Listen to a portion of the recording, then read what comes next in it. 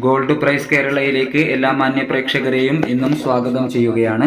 യുദ്ധം അവസാനിപ്പിക്കാൻ വേണ്ടി അമേരിക്കൻ പ്രസിഡന്റും ഉക്രൈൻ പ്രസിഡന്റും തമ്മിൽ ഇന്ന് ചർച്ച നടക്കാനിരിക്കുമ്പോൾ അന്താരാഷ്ട്ര മാർക്കറ്റിൽ സ്വർണ്ണ വിപണി നേരിയ തോതിൽ ഉയർന്നിരിക്കുകയാണ്.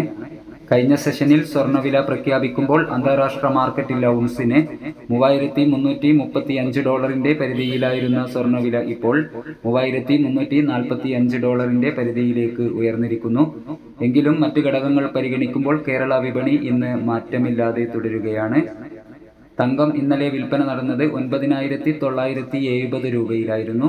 വൈകി വരുന്ന ഇന്നത്തെ വില 11 മണിയോടുകൂടി കമന്റ് ബോക്സിൽ പിൻ ചെയ്യുന്നതാണ്.